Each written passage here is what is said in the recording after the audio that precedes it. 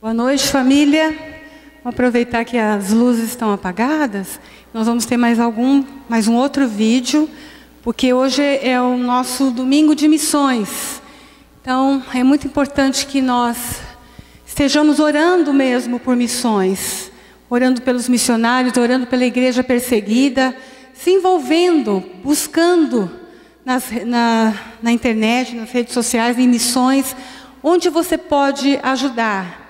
Você pode ajudar orando, você pode ajudar contribuindo e você pode ir também, se Deus assim chamar. Mas Deus pode estar chamando para você orar, para você contribuir, para aqueles que estão no campo de batalha, que estão à frente. Amém? Então nós vamos passar esse vídeo para a gente ter um pouco de noção de como que está a expansão do Evangelho no mundo.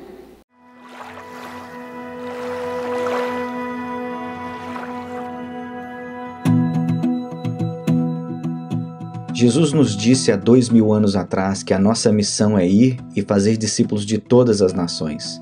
Ele também nos prometeu que só depois que terminarmos a tarefa é que vamos receber a bênção de sua volta.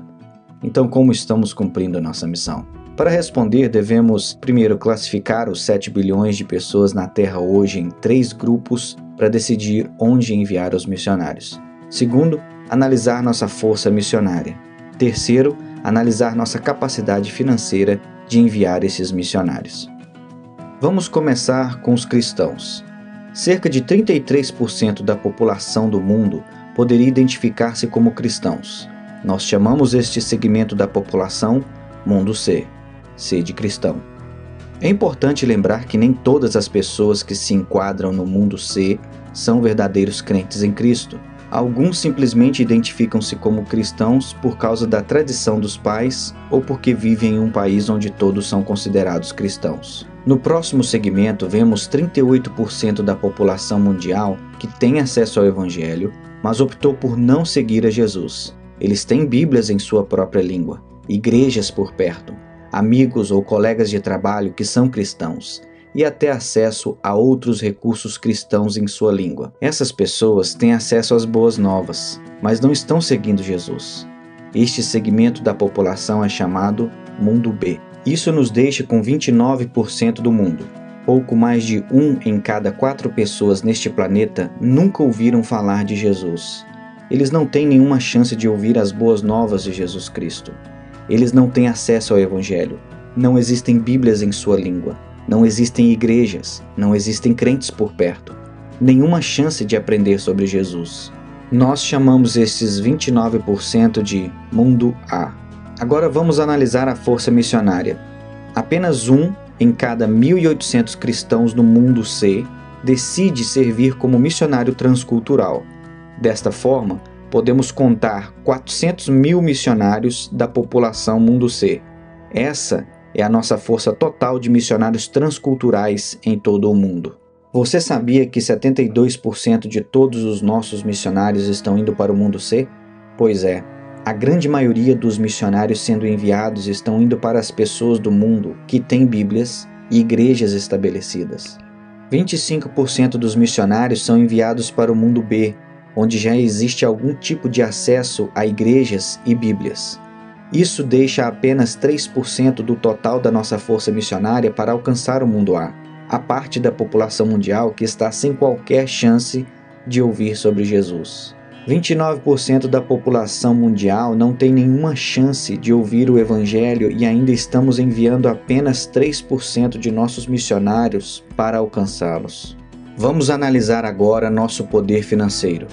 Anualmente, todos os cristãos do Mundo C ganham um total de 42 trilhões de dólares. E juntos, eles ofertam cerca de 700 bilhões de dólares por ano para a causa de Cristo. E isto inclui tudo: organizações cristãs, igrejas, juventude, missões e etc. Você pode fazer a matemática? Menos de 2% da renda cristã está sendo ofertada para a causa de Cristo. Dos 700 bilhões doados a todas as atividades cristãs, apenas 45 bilhões são investidos em missões específicas. Isto é um pouco mais de 6%. Na verdade, Há mais dinheiro relatado como roubado da igreja a cada ano do que é doado para missões. Lembra daqueles 400 mil missionários? Temos 45 bilhões de dólares para apoiar a eles e o trabalho transcultural que eles estão fazendo. Mas como exatamente está sendo alocado? Bem, 39 bilhões de dólares vai para o mundo C a cada ano. 87% do dinheiro de missões está sendo enviado para o mundo cristão, onde há Bíblias e igrejas disponíveis e as pessoas já estão seguindo a Cristo. 5,4 bilhões, ou 12%, vai para o mundo B a cada ano. Aqueles que têm acesso à mensagem do Evangelho, mas o rejeitou. Isso deixa apenas 450 milhões de dólares, ou seja, 1% de todo o dinheiro de missões vai para o mundo A, onde existem os povos menos alcançados do mundo. Para colocar isso em perspectiva, anualmente americanos gastam mais dinheiro em trajes de Halloween para seus animais de estimação do que cristãos enviam ao mundo A para a causa de Cristo. Para resumir, apenas 3% da nossa força missionária, apoiada com apenas 1% de doações missionárias, está saindo para alcançar os 2 bilhões de pessoas que não têm acesso ao Evangelho. 2 bilhões de pessoas ainda estão esperando as boas novas de Jesus Cristo. Então aqui vai uma pergunta para você. O que você vai fazer para mudar isso?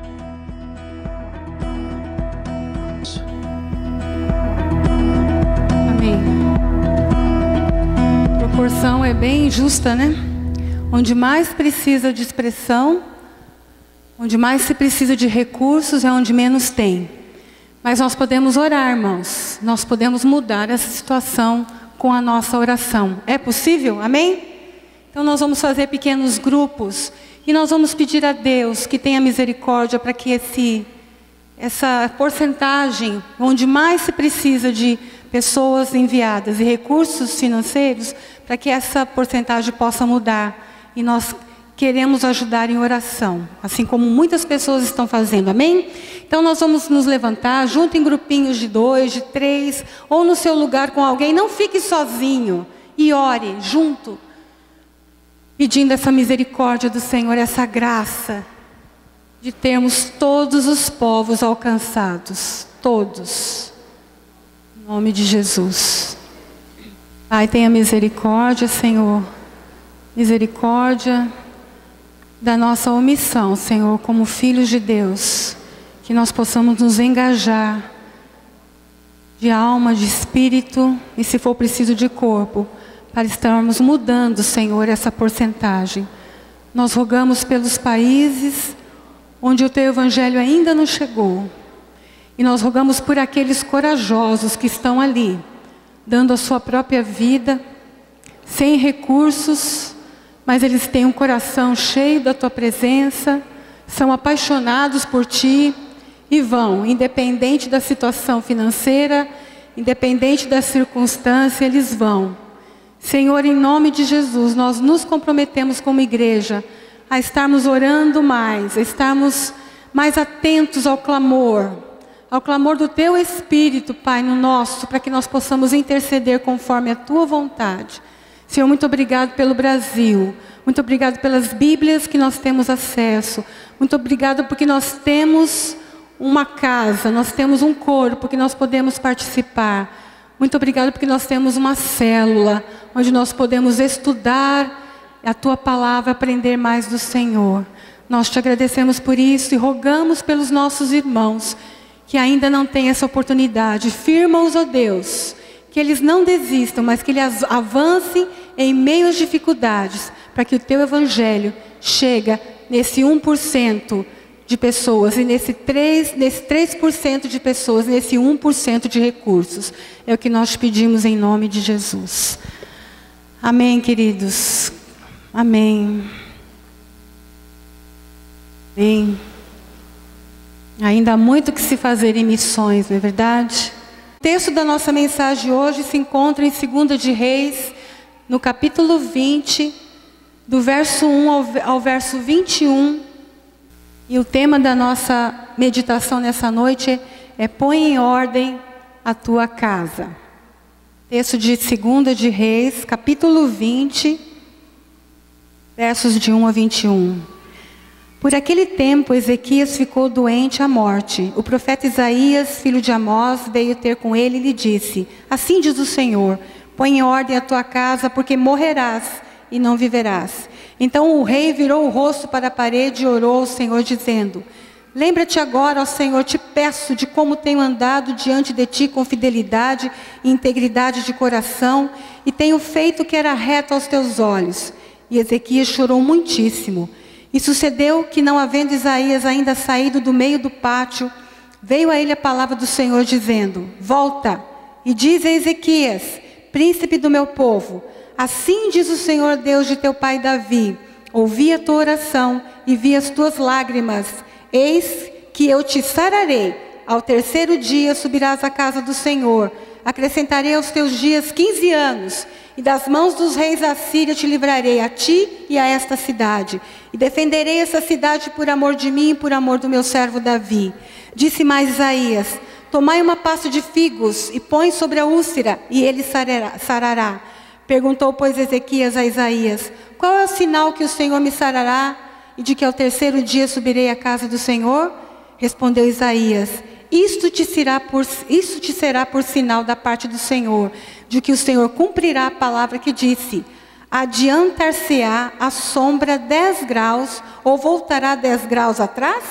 Então disse Ezequias: é fácil que a sombra decline 10 graus. Não seja assim. Antes, volte a sombra 10 graus atrás.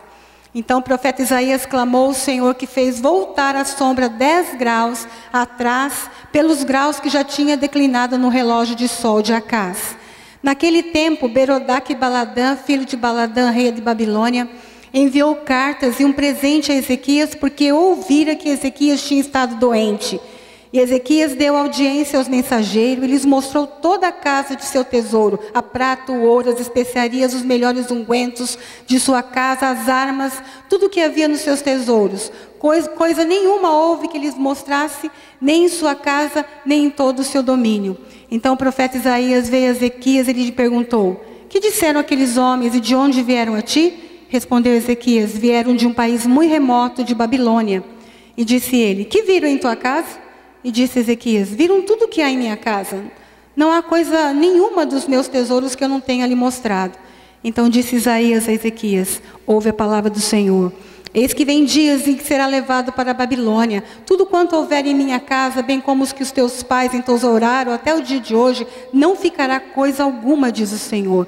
E até mesmo algum de teus filhos que procederem de ti e que tu gerares levarão. E eles serão eunucos no paço do rei de Babilônia. Então disse Ezequias a Isaías: boa é a palavra do Senhor que disseste. Disse mais: pois não é assim, se em meus dias vai haver paz e segurança? Ora, o restante dos atos de Ezequias e todo o seu poder, e como fez a piscina e o arqueduto, e como fez vir a água para a cidade, porventura não estarão escritos nos livros das crônicas dos reis de Judá? E Ezequias dormiu com seus pais, e Manassés, seu filho, reinou em seu lugar. Parece uma história bonita, né? E é uma história bonita. Começou muito bem, só que não terminou bem.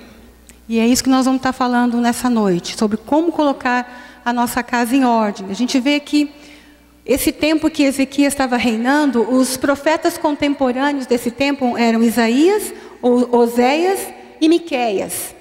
Tá? Quem lê a Bíblia e costuma ler a Bíblia, quando você está lendo ali Oséias, Isaías, Miqueias, saiba que nesse período o rei Ezequias estava no trono.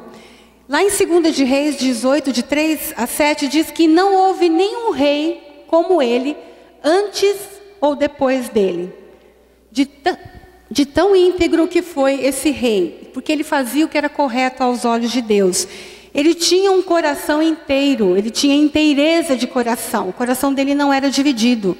Era Deus e Deus. Não era Deus e o poder. Não era Deus e o seu reinado. Era Deus. Deus era o centro da vida desse rei. Ele tinha um coração muito íntegro. Ele guardava os mandamentos. Ele andava com prudência. Ele era um homem de oração. Como o rei é o tipo de governante que todos nós oramos e ansiamos. Um homem que ama a Deus e que anda nos seus caminhos. Ele fez muito pelo povo. naquela época, existiam muitos altares que eram levantados em adoração. Até aquele altar que era uma cobra, lá no tempo de Moisés, que foi levantado no deserto, e todas as pessoas que olhassem para aquela cobra eram saradas, até essa cobra era venerada. E o rei Ezequias, ele derrubou todos os altares. Todos os altares que eram levantados a muitos deuses foram derrubados. Ele também reabriu o culto ao templo. Ele fez uma reforma total.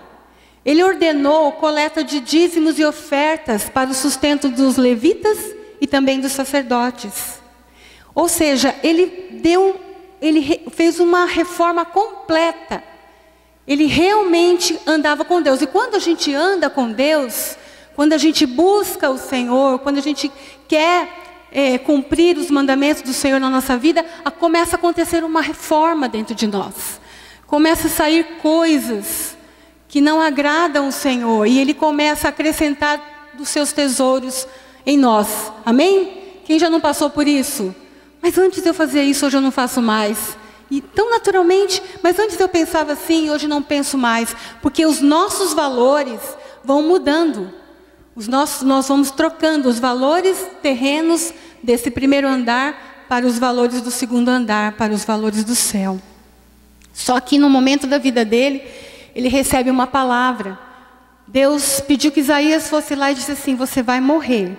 Ele já tinha uma doença mortal. A Bíblia, os comentários dizem que era uma úlcera, mas nós não queremos entrar em detalhe. Mas ele tinha uma doença mortal e ele recebeu uma palavra que ele ia morrer. Ele ia morrer. E ele recebeu assim: olha, você vai morrer. Põe em ordem a tua casa. Como se Deus estivesse dizendo assim: olha, você vai morrer, mas antes de você morrer, põe a tua casa em ordem. Vá fazer o que tem que ser feito. Como ele era um homem muito íntimo, era um homem de oração, que a gente viu na palavra. Ele era um homem de oração, ele orou ao Senhor. Ele disse: Senhor, por favor, poupe, tenha misericórdia de mim. Não me deixe morrer. E Deus falou: olha, então eu vou te acrescentar, concedeu, eu vou te acrescentar mais 15 anos. E foi tão interessante que o rei Ezequias perguntou assim para Isaías: como que eu vou saber que Deus me curou? Então eu vou fazer o seguinte: sabe o relógio de Acás? Você quer que a sombra retroceda ou avance? Avançar é fácil, pede para retroceder, que é mais difícil. E isso aconteceu. E isso foi algo assim espantoso, porque nós sabemos que naquela época existiam muitos povos que estudavam a astrologia, as estrelas. E lá na Síria, teve um rei que ficou sabendo disso. E Ezequias, nesse momento, ele não tinha ainda um sucessor. Ele não tinha um sucessor homem. Então Deus, na sua onisciência, na sua sabedoria, sabia o que viria pela frente. Mas Ezequias pediu mais tempo. E Deus deu 15 anos. E nesses 15 anos, o rei Ezequias teve um filho chamado Manassés, que está lá em 2 de Crônicas 33. Na verdade, de 1 a 20, mas de 1 a 10, a gente vê que esse rei foi um dos piores reis que Israel teve, Judá teve nesse momento. Não houve tamanho crueldade e atrocidades nem antes e nem depois. Ele era um rei encapetado. Ele era muito cruel. Ele era muito mau. E tudo que seu pai fez, ele desfez. Ele levantou os altares, ele instituiu a adoração aos astros, a astrologia. Tamanha era a crueldade dele, que ele ofereceu seus filhos a Moloque. Esse era um deus chamado Moloque. Nos braços de Moloque existiam brasas, incandescia. E ele colocou em oferenda, os seus filhos. Irmãos, não foi no braço de uma estátua. Foi no braço de uma estátua incandescente. Essas crianças morreram. Foi um sacrifício de criança aí. Tamanha era a crueldade, a malignidade que existia no coração do filho do rei Ezequias. Esse é o Manassés. Só que lá no verso 11 ao verso 20, Manassés é preso. Ele é acorrentado com ganchos e ele é levado cativo. E no cativeiro, ele se lembra. Quem sabe ele se lembra do que ele viu lá na casa dele. Do pai dele orando, do pai dele buscando ao Senhor, do pai dele restaurando o país no nome do Senhor. Ele se lembra e ele se arrepende. A Bíblia diz, se vocês lerem em casa, no verso 13, ele reconhece que só o Senhor é Deus. E nesse momento, ele é restaurado. Amém? Glória a Deus. Nós temos um Deus cheio de graça e cheio de misericórdia. Nós temos um Deus justo. Mas a justiça de Deus não é a justiça de homem. Na minha justiça, eu jamais perdoaria um cara desse. Mesmo por coisas que ele fez e especialmente por oferecer os seus filhos. Eu jamais, humanamente falando, eu teria muita, mas muita dificuldade para perdoar um cara desse. Mas Deus não exerce justiça segundo a nossa justiça. Ele é Deus e Ele perdoa. E Ele perdoou a vida de Manassés. Onde foi que Ezequias errou então? Nós vemos que Ezequias foi curado, experimentou a bondade do Senhor. No tempo de cura teve um filho que não foi nada bom, mas teve esse filho que era um varão que ele precisava. Mas onde foi que ele errou? Em 2 de Reis, no verso 12 e no verso 13. Diz que ele mostrou toda a sua casa para aqueles viajantes que vieram ali. Os viajantes eram mensageiros do rei. Por quê? Eu falei no começo. Ezequias, aquilo que aconteceu com Ezequias, da sombra retroceder, repercutiu na nação. E as pessoas queriam ir lá conhecer esse homem que tem tanta intimidade assim com Deus. Nada mais justo. Só que Ezequias, em vez de mostrar, de aproveitar e ser testemunha do que Deus é e dos feitos do Senhor, ele mostrou o que ele tinha. Ele mostrou todos os seus tesouros, mostrou todas as suas posses, mostrou todas as suas riquezas, mostrou todo o seu poderio humano e não deu glória ao Senhor. Foi aí que ele caiu. E é aí onde nós caímos. Quando a soberba e o orgulho, tem um texto em Provérbios 16, 18, que o orgulho leva a pessoa à destruição e a vaidade faz cair na desgraça. Isso é muito sério. Quando um servo de Deus, uma pessoa que serve ao Senhor, que anda com o Senhor, deixa que o orgulho e a soberba entrem no seu coração, ele está fadado a ser destruído. Em tudo. Em tudo.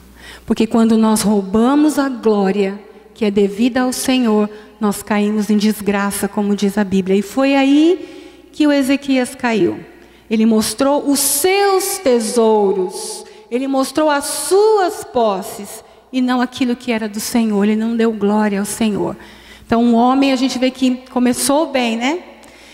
E aí ele recebe, no verso 19 de 2 de Reis, ele recebe uma palavra.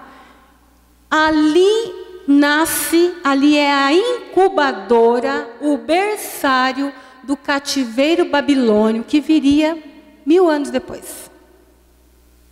Ali nasce.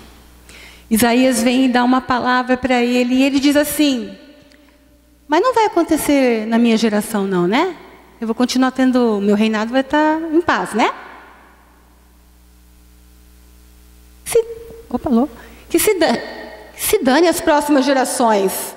A minha geração, fechei com Deus, fechei o reinado, que se dane as próximas gerações.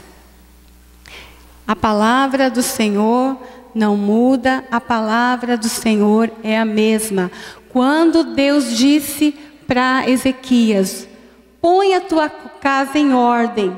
Aquela palavra, pôr em ordem, ordenar, está no hebraico, que se pronuncia tsavá. Não se escreve assim, no hebraico, mas se pronuncia mais ou menos assim, tsavá, que significa ordene, mande, você tem autoridade para fazer.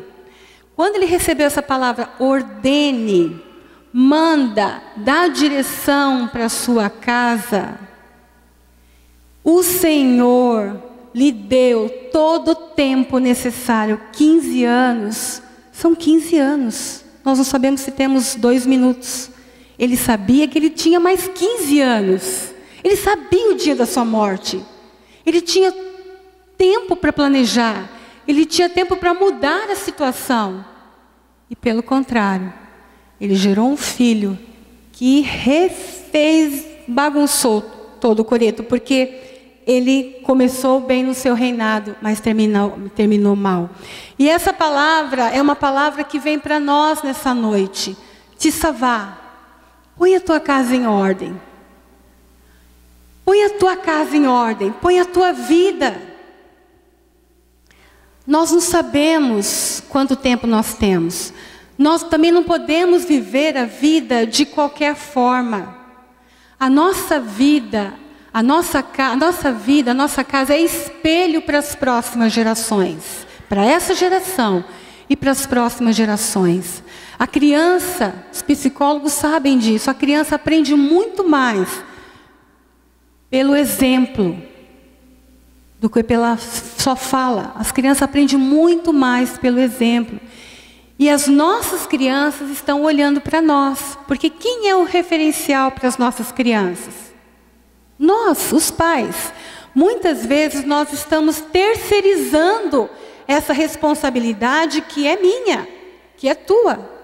A gente terceiriza para as babás, a gente terceiriza para os programas de televisão, a gente terceiriza para a igreja, para a noite do soninho, né, André? A gente terceiriza. Não, está lá bonitinho, está ouvindo a palavra de Deus. Ótimo, está ouvindo a palavra de Deus. Mas a palavra de Deus lá, ele está ouvindo. A palavra de Deus vivida é lá na tua casa, é lá na minha casa.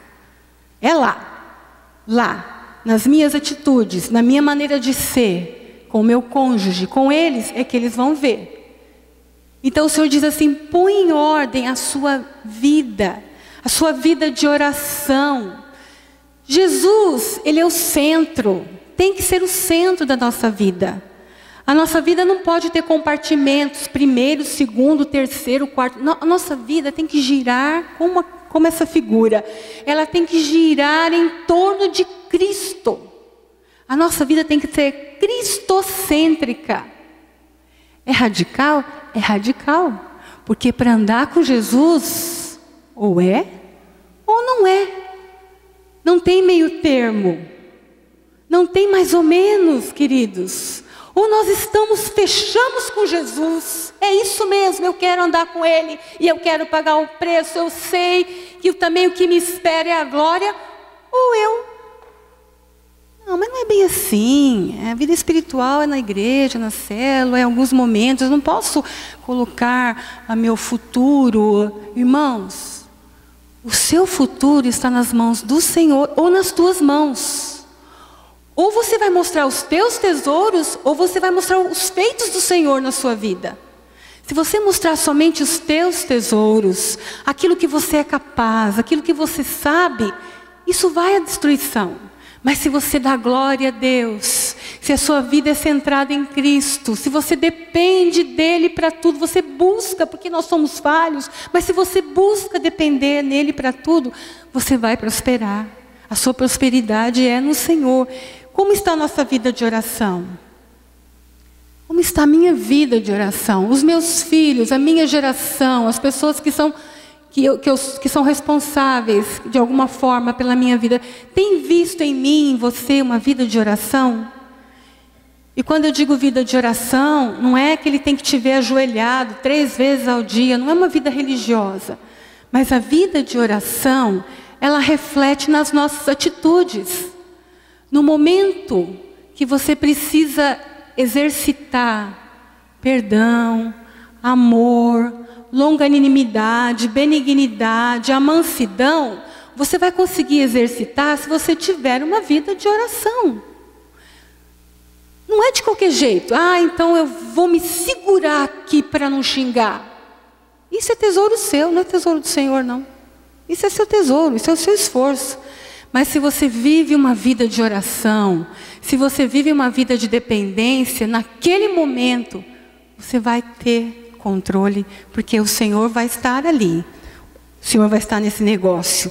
Vida de fé. Como está a minha vida de fé? Como está a nossa vida de fé? Fé, especialmente no momento de crise que nós passamos. O Senhor falou muito ao meu coração numa devocional que eu li um tempo atrás, que dizia assim, eu estava bem aflita com a situação financeira do país, que acaba chegando dentro da nossa casa. E o Senhor disse assim, olha, as pessoas aí fora, elas se desesperam, elas se deprimem, elas criam uma certa ansiedade em relação ao futuro financeiro e se esquecem que eu sou o Senhor, que eu já dei tudo, eu dei Jesus, o meu único filho.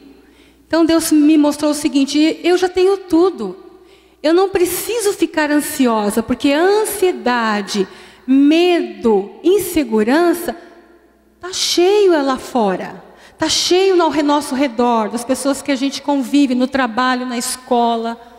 Está cheio, porque as pessoas estão tremendamente ansiosas, porque elas não sabem o dia de amanhã. Elas temem o dia da manhã nessa área financeira. Mas você e eu temos experimentado o cuidado do Senhor. Amém, queridos? Você tem experimentado o cuidado do Senhor? Diga um amém, amém. Talvez você não tenha tudo o que você quer. Talvez você não tenha o melhor carrão, a melhor casa, a melhor roupa. Mas isso, você vai levar isso para o reino de Deus? Não vai. Você pode usufruir um tempo aqui. Isso não é nada diante do que Jesus já fez por você. Ele te deu salvação. Ele te salvou dos seus pecados. Ele te salvou do domínio do pecado. Então se alegre. Quando vier as incertezas, por causa do aumento ou não do dólar, por causa da situação do nosso governo, se entra, se sai, quem fica, quem vai.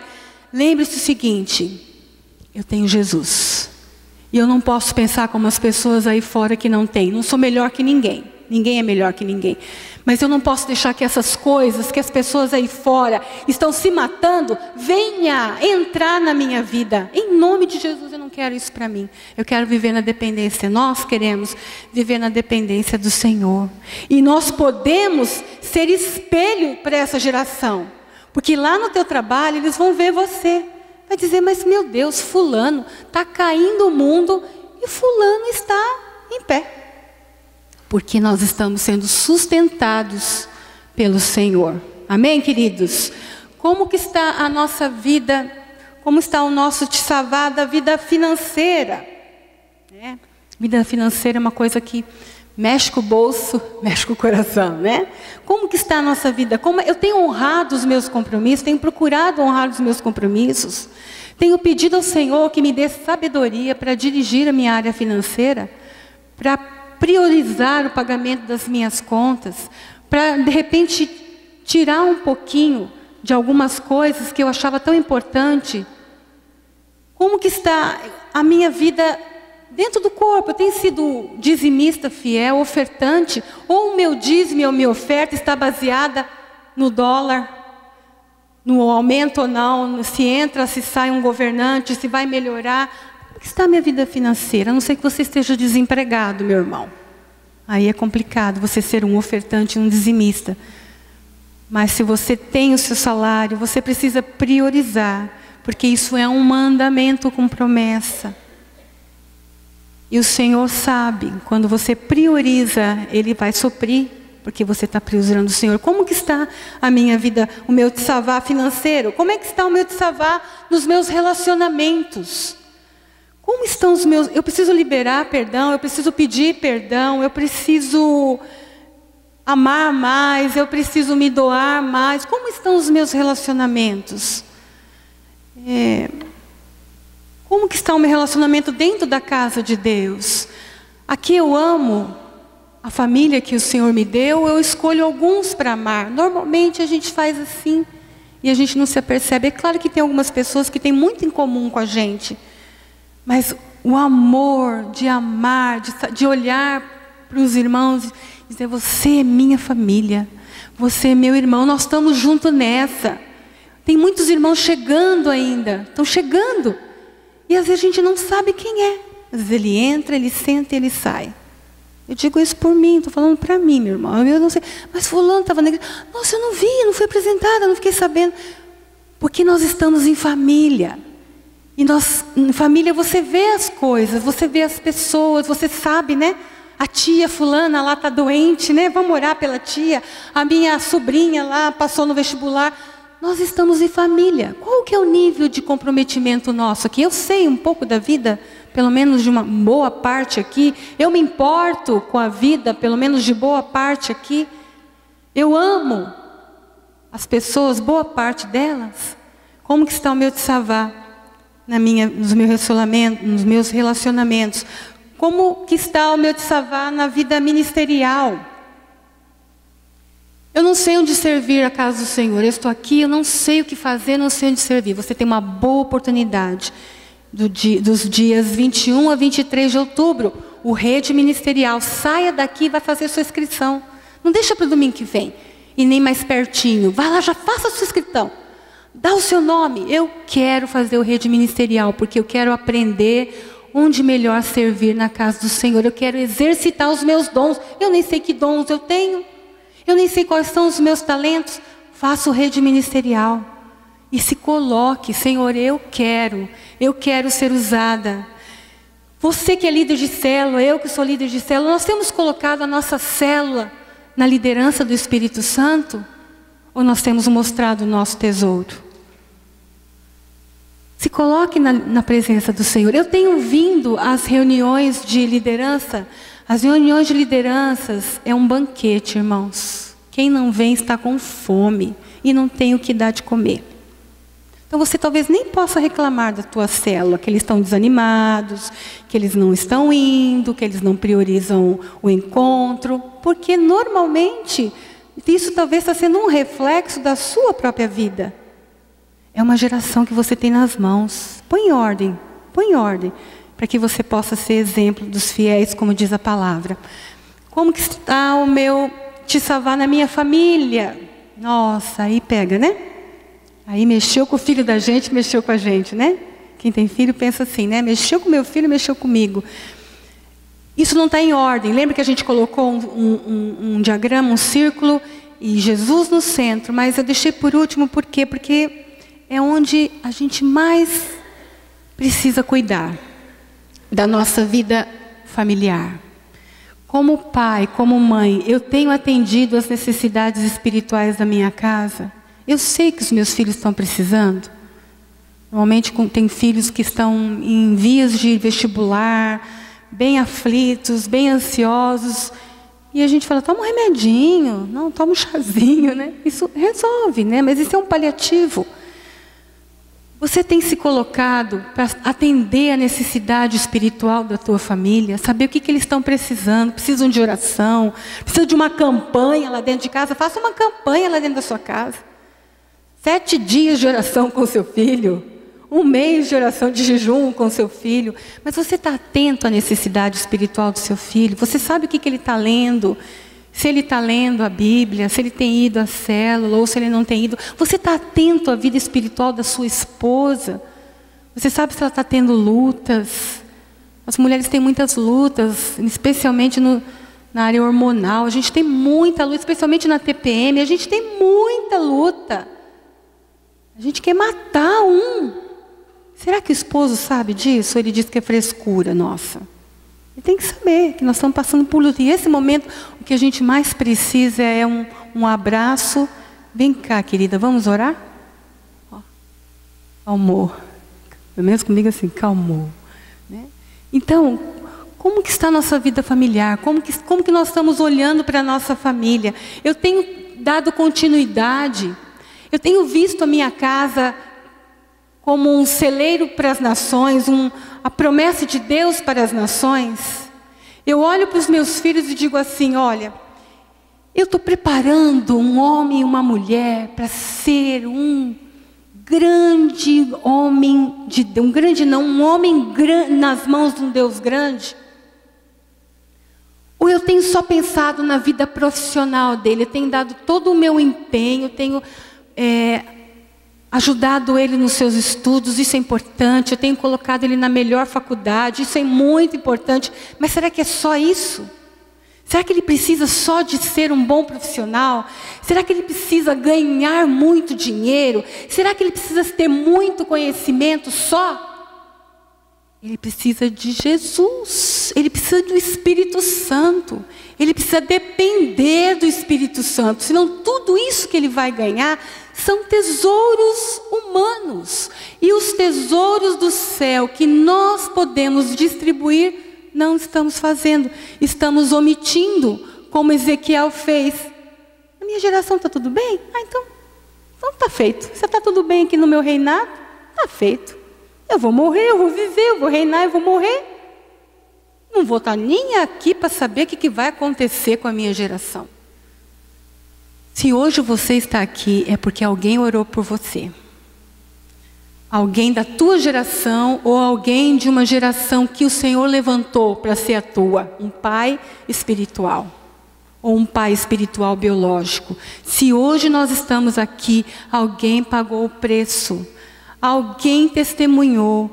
Alguém colocou em ordem lá no passado a vida dele para que hoje nós pudéssemos estar usufruindo de tão grande salvação, de tão grande bênção. Então, meus irmãos, é uma palavra, porque é o nosso culto missionário, e porque é uma palavra de exortação, para a gente mudar a situação, porque nós estamos caminhando para o tempo do fim. Nós temos talvez poucas gerações, mas nós temos ainda, quanto? 29% ainda, 3% ainda não foram. 3% de pessoas que foram enviadas por aquele tanto que eu não me lembro, tanto de pessoas que ainda não foram alcançadas. 29%. Obrigada. Então nós podemos, a nossa geração pode mudar aquela porcentagem. Porque nós não sabemos, nós podemos ter aqui filhos missionários que vão às nações. Nós podemos ter filhos que vão transformar essa cidade. Amém? Nós podemos ter os nossos filhos, podem ser homens e mulheres que vão transformar Foz do Iguaçu, que vão chegar no momento onde Ezequias chegou, de que toda a nação servia ao Senhor. Gente, você sabe o que é isso? Nós temos um Brasil totalmente rendido aos pés do Senhor. Isso é possível, porque nós temos uma geração. Nós temos uns meninos e umas meninas que vão ficar aí. Porque nós não somos Highlander. Quem conhece aquele filme? Highlander? Nós não somos eternos. Você não vai ficar para a semente, nem eu. A morte vai chegar. A coisa mais certa que eu tenho é que eu vou morrer no mundo. Não sou Highlander e eu preciso passar. Eu estava vendo uma conferência esses dias, e eu achei assim tão lindo de ver. Só tinha tiozinho assim de cabelo branco igual o nosso, só tiozinho na organização, na direção, nos sonhos. Tiozinho de 60, 70 anos sonhando com as nações. E eu falei assim, meu Deus do céu, cadê claro que eles incentivam outros jovens, mas cadê os jovens? Cadê a minha geração? Cadê a geração dos meus filhos? Que tem tanto gás, que tem tanta energia para coisas tão fúteis às vezes, né? Eles têm tanto dinamismo para fazer algumas coisas que a gente não entende. Fala, meu Deus, se tivesse pelo menos uma porcentagemzinha para usar no reino de Deus. Cadê? Nós temos a responsabilidade. Está nas nossas mãos, na igreja, a responsabilidade de gerar uma geração comprometida, inteiramente comprometida ao Senhor Jesus, completamente cristocêntrica ao Senhor Jesus. Amém, meu irmão? Pega essa palavra, guarda essa palavra no coração. Não é porque eu estou falando aqui, por favor, mas guarda como uma palavra de Deus para a sua vida, como está sendo para a minha vida. Põe a tua casa em ordem. Deixa o te salvar de Deus passar na tua casa, passar na tua vida e colocar tudo parelhinho, porque Deus é um Deus de ordem. Deus é um Deus de ordem, Deus é maravilhoso. E que Ele tenha misericórdia. Se você errou até aqui, é tempo de recomeçar. Nunca é tarde para recomeçar. Nós, quando conhecemos o Senhor Jesus, recomeçamos, nós nascemos de novo. Então, comece a fazer o certo. Comece a mudar isso na sua casa, porque você pode. O Senhor te deu essa autoridade. Ele te deu esses 15 anos. Figuramente falando, Ele te deu. Você tem pedido, Senhor, o que eu faço para melhorar na minha casa? O Senhor fala assim, olha, eu vou te curar. E eu vou te dar 15 anos a mais. Faça. Faça. Nem que você tenha mais 1 minuto. Faça. Faça valer esse 1 minuto na sua vida e na vida da tua geração. Amém, queridos? E por último, o versículo que eu quero deixar antes de nós orarmos. Está lá em Joel, no capítulo 1, no verso 3. Na minha versão diz assim: pois contai isto aos vossos filhos, e os vossos filhos transmitirão aos seus filhos, e os filhos destes, a geração vindouras. Então é isso, irmãos. Toma esse texto. Fala, Senhor, isso é uma promessa. Isso é uma promessa. A gente tem muito bebezinho aqui na igreja. Isso é uma promessa maravilhosa. Diga aos teus filhos, que dirão aos teus filhos, que dirão aos teus bisnetos e às próximas gerações, tudo o que o Senhor tem feito. Amém, querido? Amém, queridos? Vamos orar? Se você tem alguém da família, ou esposo, ou esposa, o pai, a mãe, os filhos, ou o sobrinho com a tia, vamos orar juntos. Pega a sua esposa, o seu esposo, seus filhos. Se você tem algum filho espiritual aqui, um discípulo, ore junto com ele. Se você não tem ninguém, ore com as amigas que talvez não tenha nenhum filho aqui. Junte-se a ela.